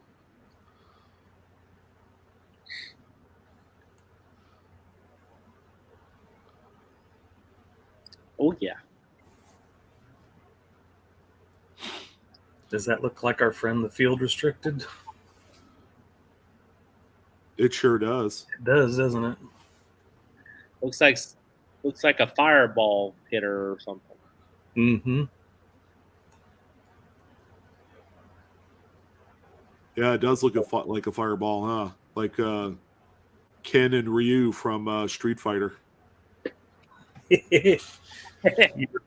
So this one, I believe, is the first known field restricted strike through that's been found on the reverse of the coin. Why is this relevant? Paula can explain it to us. Okay. This is relevant because the reverse of the dime on the more modern coins is actually the hammer die. And so you're going to have your feeder fingers will usually move across. If it's going to push anything, it's going to push across the anvil die, because that's your stationary die. So when the coins come in, they sit in the collar. That anvil die doesn't move. There's kind of like a spring. So the feeder fingers, when they eject and feed the new planchet in there, will usually scrape across that anvil die. This had to have been maybe the feeder finger. It was stuck in the down strike, and there was like a mistiming of the feeder fingers, either feeding in or ejecting out. Does that make sense? Did I make sense? Mm-hmm. Mm-hmm. Sean, you could probably expand on that. Or not. Well, you're not Sean's going to eating his dinner. You're not going to see too many of these field restricted type of strike throughs on the actual, what I call the relevant design portion of the American Women Quarters this year, or probably in the foreseeable future, because of what Paula explained. The Mint reversed the roles of where the dies are on the presses. So, you know, if we're going to, I can't even talk today. If the reverse die is indeed the hammer die, all right. If we're going to be using gravity alone, I mean, there shouldn't be anything on this coin. Well, they're doing the horizontal now. They're doing the horizontal. Yeah, that's right. The horizontal before, when it was the vertical, you know, that if something was going to, you know, drop down or be struck, it would usually be on the reverse, when the reverse was the anvil die. But now they're doing this way. They're striking them this way, and man, I can't even do it. It's like, look at, I'm doing the shake weight. Shake weight, yeah, that's classic. Sorry, kids. Anyway, back in my day, we had to shake weight. So anyway, but it's still the same mechanism, as far as the planchets are fed in this way, and they sit in the collar where the anvil die, or in this case it would be the obverse of the coin. It'll sit in there, and the feeder fingers will feed new planchets and eject the planchets out this way. So it still should not be on the reverse of the die. That die had to have been in the downstroke when the feeder fingers were scraping across to smear the hammer die like that. I hope that makes sense. I know it's confusing. There actually are videos of the Philadelphia Mint out there. I can't remember where they are. Isn't there a U.S. Mint YouTube? I think there's a U.S. Mint YouTube channel that has a few videos on, and the ANA may have a few too. But I don't know if they have any with the new presses. You know what? I'll tell you what, you guys, I will do some research, and I know they are, because I've seen them. I know they're out there. I'll do some research and try to find them. And next Monday, when we come back on, I'll put some links out for you guys. I'll find those videos. I know they're out there of the new presses and stuff. So yeah, I'm all about you guys learning the minting process for sure. So if you guys are interested in that, I will find those videos for you for sure. But that's the best I can do, trying to explain it from here. Cool. Yeah. It's pretty sweet. So what's coin number 2? This is coin number 2. A little bit of a broad strike there. And I actually think that is not like normal post-mint damage. I think that actually happened during the ejection. I've seen this before. Yeah, you mean the scrapes there on the relief? Mm-hmm. Yeah. I mean, it is post-mint damage, but it did still happen in the striking chamber. But I think that it's, post-strike damage that actually happened in the chamber. In the chamber. Well, it's pretty cool anyway. It is very cool. And someone pulled it out of circulation pretty quick, it looks like. So this looks like a uncentered. Is this a uncentered broad strike, Sean? Yeah, uncentered. Mm-hmm. It's either a little strike through or a little scratch. Yeah, it's hard to tell. It is hard to tell It is, yeah. from these pictures. Anyway, very cool coins. I don't know about the last one. Did have full bands. Yay! So yeah. What was the date of that? It's a 2001. Yeah. And it's Denver. Denver. Cool. Sweet.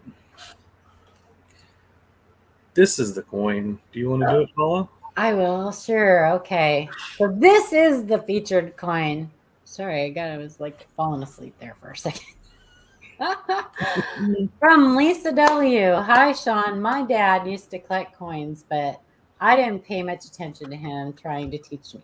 Then in 1982, I was working in a record store and Tower Records. Please tell me it was Tower Records. I was working in a record. I miss Tower Records. In a record store and cracked open a new roll of pennies. When I poured them into the register, I noticed this oddball.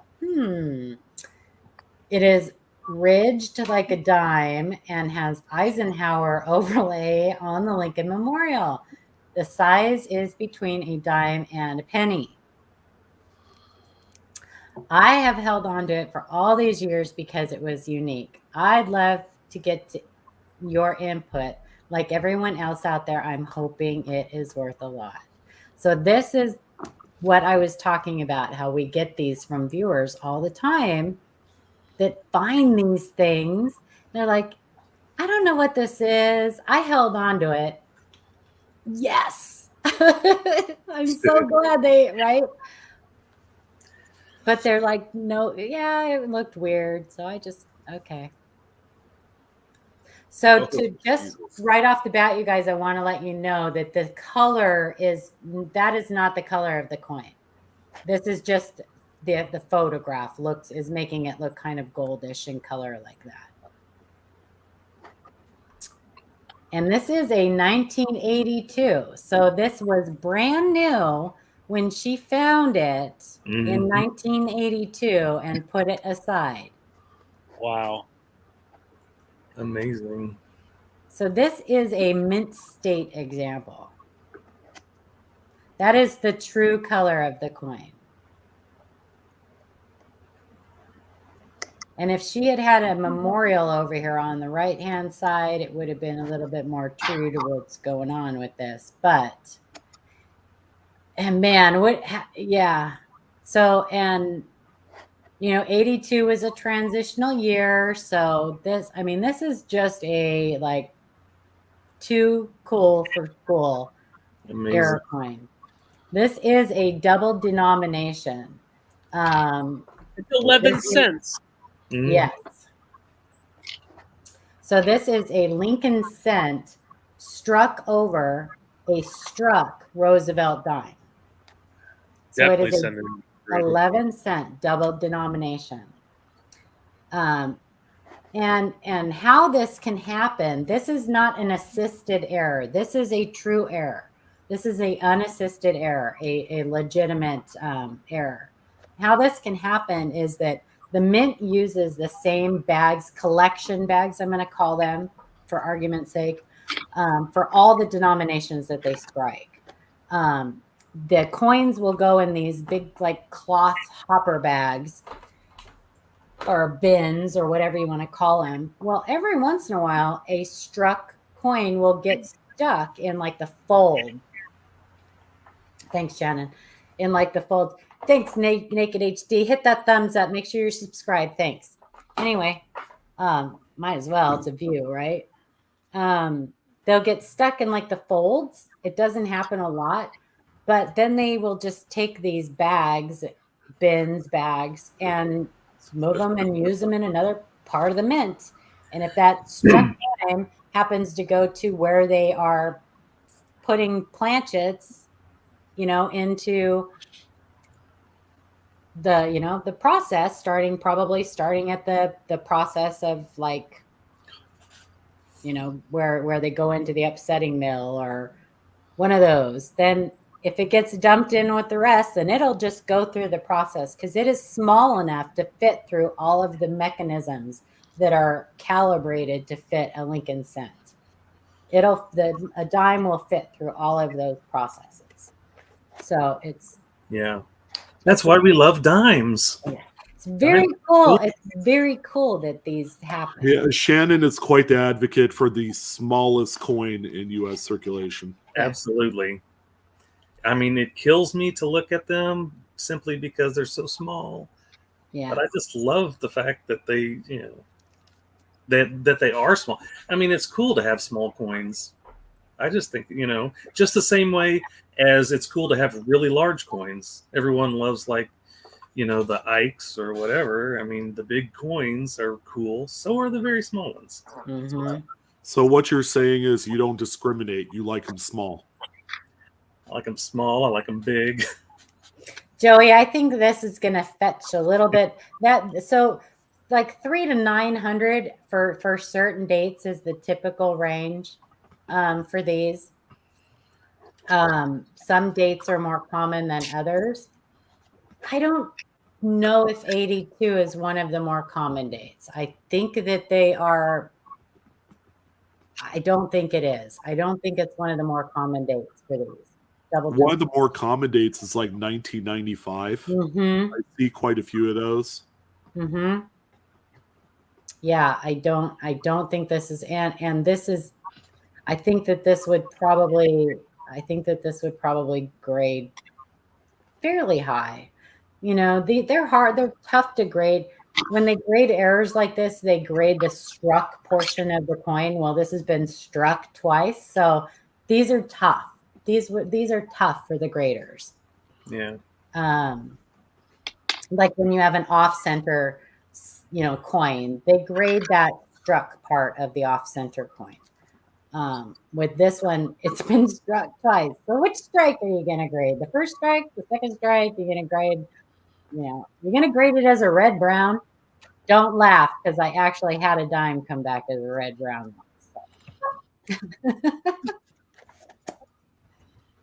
But this is an amazing find, and congratulations. I'm so excited for you.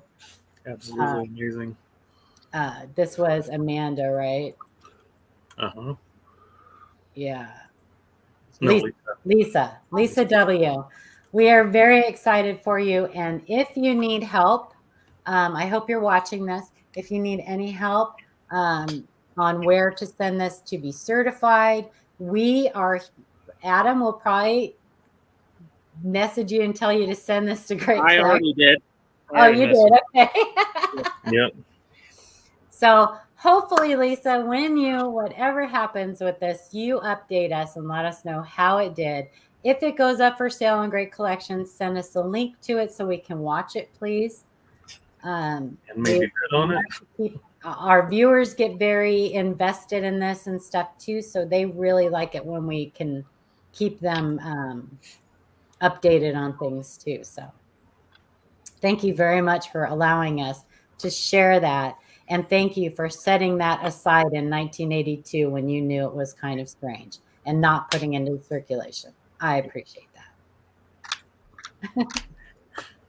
That's where some of the best stuff is found, when you just look at it and it's like, that doesn't look right. I love that. Ken always said, if you find something and you think this just doesn't, this looks funny. Yep. Set it aside until you learn more and then bring them back out. 9 times out of 10, they're going to be damaged coins. Yep. But there's that one time in 1982 in Tower Records. You sure it wasn't White Dog? I don't know. Thank you very much. That's fun. Isn't that fun, you guys? The things that are out there, and that is a legit error, and you can still find those. So I will tell you something that Sean talked about in one of his last videos. Pick these errors up when you can, because there will come a day when errors will be no more. We will find no new errors, because they will eventually come up with machinery and stuff like that will just wipe them off the board. So or they'll just all be fly poop, and they'll be minuscule. So little. But But that is good for the people that have older heirs that collect them, because that means those may become pretty prized and worth some money someday. So True. And I think Adam has a giveaway. The big show. You know what, Brian? I miss the big show too. I do. I miss the big show too. But it was a lot of work.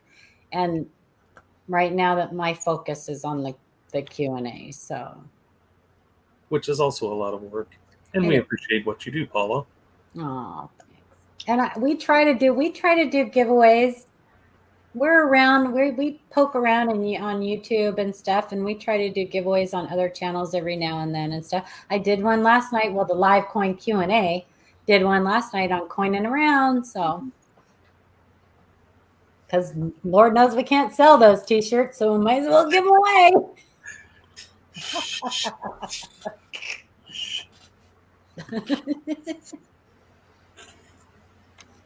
Do I need to throw up our website link again? There we go. Well, you can. Just in case anybody wants to go visit the website. Oh, Bob, I would love to go to Tyler this August, but no, I'm not. I would love to be there, though. I want one. Roxilla said the Love Muffin team. Team Love Muffin? Oh, Lord. Stop it. Does everybody know about my... Anyway, whatever. Can't have any secrets on YouTube, especially when I tell on myself. Yeah, especially when you tell on yourself. When I tell on myself. That's exactly right. So, Adam, are you going to put the question in the private chat? Or I'm working on it here. He's working on it. How much wood could a woodchuck chuck if a woodchuck could chuck wood? That's your question. That's your question. As much wood as a woodchuck could chuck. And go. Chuck wood. Not the way I know.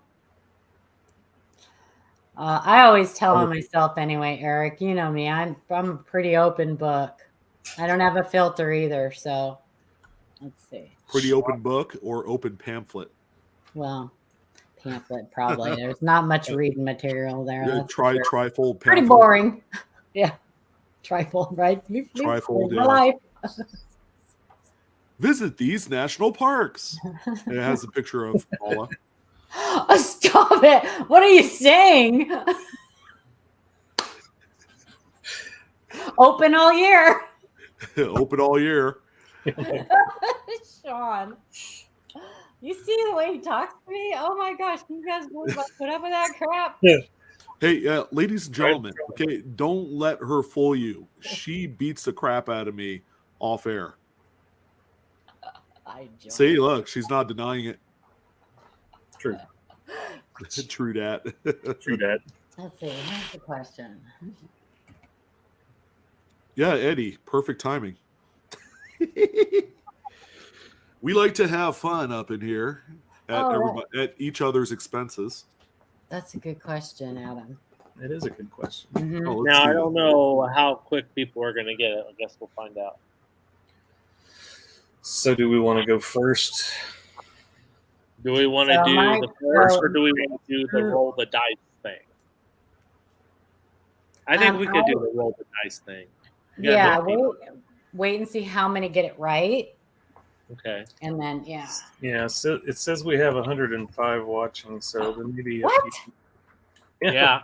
Over it's gone up to 120 tonight. I've seen it as high as that. Yeah, over 120. That's the big time. In Vegas. Papa Georgia says, Paula, live in Vegas. Oh, Lord, I shut that town down. Come on. Not really. Are you kidding? I'd be in bed by 6. All right, so Sean has the dice. Is that right?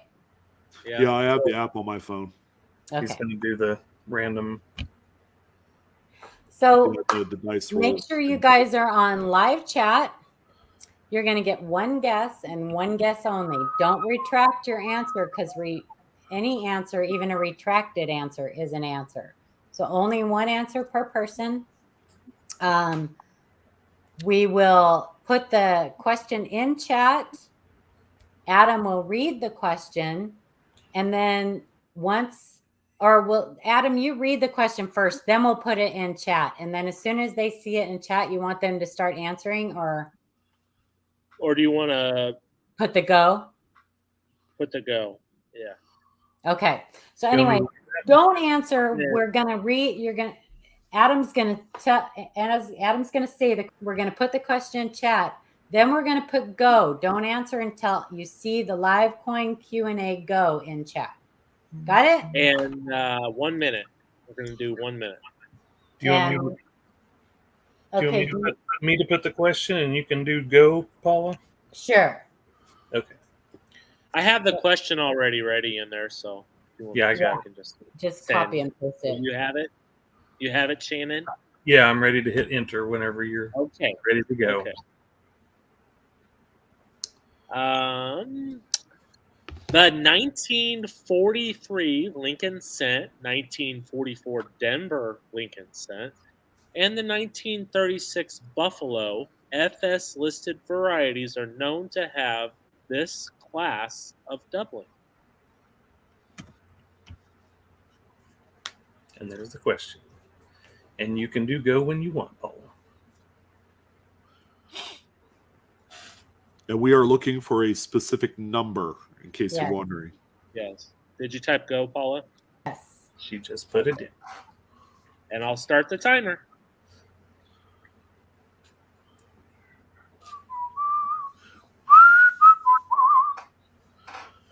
By the way, Sean, I was going to say when you were talking about either large or small that, I like my women like I like my coffee. Cold and bitter.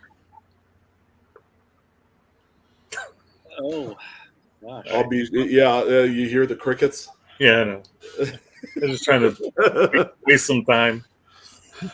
This is the class of doubling we're looking for. Class of doubling. It's all right, Shannon. I'm not judging you. No, I know. 14 seconds. Can we have the Jeopardy theme, final Jeopardy song in? Yeah, we might get copyrighted. Oh, that's true. Oh, yeah.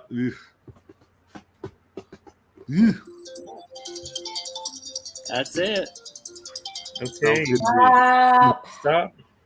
Stop. Stop, drop, and roll. So okay. I'm gonna let Farm Dog in there. Okay. He's right after the stop. Okay. So the answer is class 6, which is distended hub doubling. And I think there's only 4, correct? So there's like 4 of them, yeah. 4. All right, that's what I'm going to use in the dice roll or the randomizer. Okay. Okay. All right, so it's 4, right? There's only 4. Let's see. 1, 2, including Farm Dog, right? Yep. Can you see that? Yep. Yeah, I got my finger over the randomize button. Yeah, I only see 4 correct. So the third person. Third person would be Stephen Parkhurst. Stephen Parkhurst. Stephen Parkhurst, our $50 donor. And that is not why he won. Yeah. That is not why he won. It wasn't rigged, you guys. He had to get the correct answer. So. Well, a lot of people and the correct randomizer. Congratulations, Stephen. Absolutely. Please send us an email. Send us an email. Adam will get with you on how. What? Yeah, I'll put it in your. I'll put it in your. Yeah, I'll put it in your folder. Okay. Adam will get with you on how to get that membership going. So congratulations. Thank you very much. Thank you, everybody, for being here. Congratulations. I honestly thought that was an easy question, but I guess it wasn't. It was pretty. There were a lot of class 2s. Yeah, class 2. 2. Wow. Mm-hmm. Yeah, a lot of class 2s people put in. Oh, look at our views dropping like a rock. Yeah, William. All the dislikes coming in. One. Sean froze up. William, you were the first one, but we do the randomizer to make it even more. Yeah, William was first, Cindy was second, Stephen was third, and then Farm Dog was fourth because I let him get in right because he answered immediately, like pretty much the same time as I put stop. So, but Stephen was third. So, thank you, everybody. Thank you so much for being with us. And oh my God, thank you, Stephen.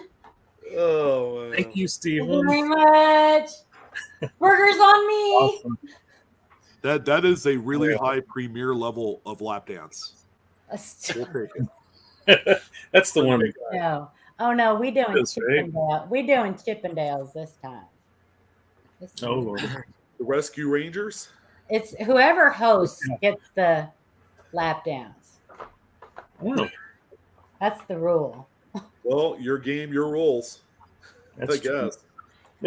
Thank you very much, you guys, for coming. Thank you for choosing to spend your Monday night with us and being so faithful and loyal to us. We appreciate it. Thank you very much, Marmello. Boom. Thank you, Marmello. Marmello from New Zealand. We appreciate it. We love seeing you guys every Monday. Is next Monday the last Monday of the month? Yeah. I think So it next is. Monday, is it? I'm pretty sure it is. Yeah. Next Monday, we will be doing strictly questions in chat. So we'll just be chatting with you guys and hanging out. We won't be looking at any emails. So please, if you have questions this week, if you can utilize the Facebook group, that would be amazing because we are still catching up on emails.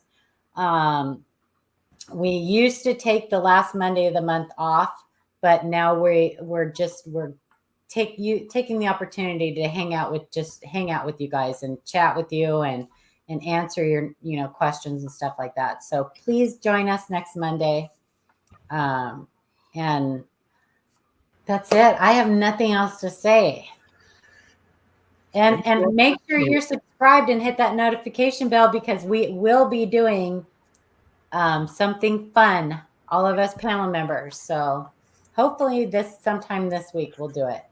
Because Sean's chomping at the bit to open those rolls. So I am a little bit too.